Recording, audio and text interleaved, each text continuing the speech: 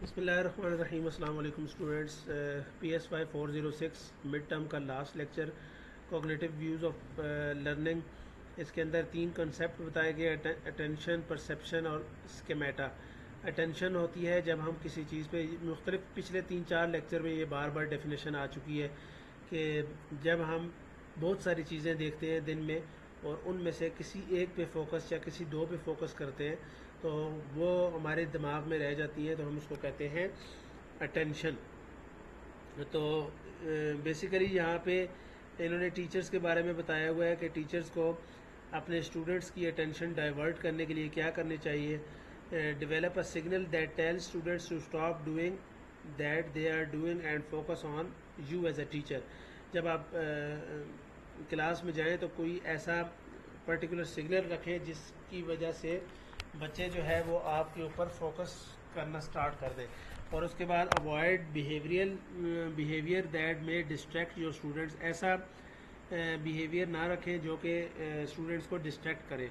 और उसके बाद make your presentation, talk, lecture clear for students. Students के लिए जो हमारा प्रेजेंटेशन है, जो भी हमने पढ़ाना है, वो अपने लेवल का ना पढ़ाएं, स्टूडेंट्स के लेवल पे आके पढ़ाएं। Include variety and surprise in your talk, lecture, यानी कि इसके अलावा सीधा सीधा ना पढ़ाएं बल्कि उसके अंदर एक सस्पेंस रख के पढ़ाएं ताकि बच्चे उसको क्लियरली और अटेंशन लेके समझें। और इसके अलावा जो मेन पार्ट है, asking questions of the students frequently. अपने लेक्चर के दौरान अपने स्टूडेंट से फ्रिक्वेंटली क्वेश्चंस करते रहें। इसके बाद परसेप्शन है। Perception is the process of attaching meaning of the sensation that we receive.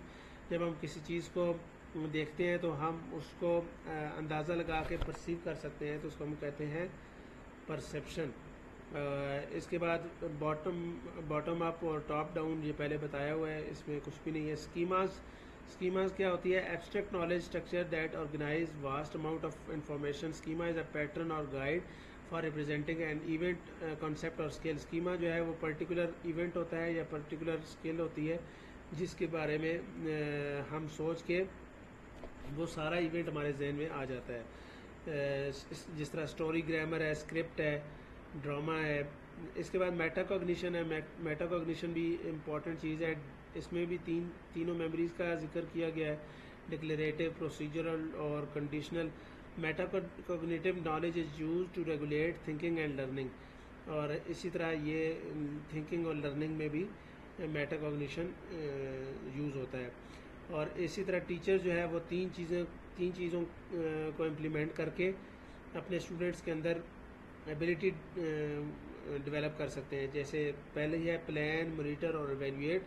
और स्टूडेंट्स जो है वो plan their work and studies, और उसके बाद taught to monitor their work और taught to evaluate their work. यही तीन चीज़ों को अगर स्टूडेंट्स इम्प्लीमेंट कर लें तो फिर वो स्टूडेंट्स के अंदर अच्छी एबिलिटीज़ लेके आ सकते हैं। इसके बाद 4 स्टेजेस होती हैं: sensory motor stage, pre occupational, concrete operational और फॉर्मल ऑपरेशनल। ये हमने पहले लेक्चर्स में डिटेल से स्टडी किया है।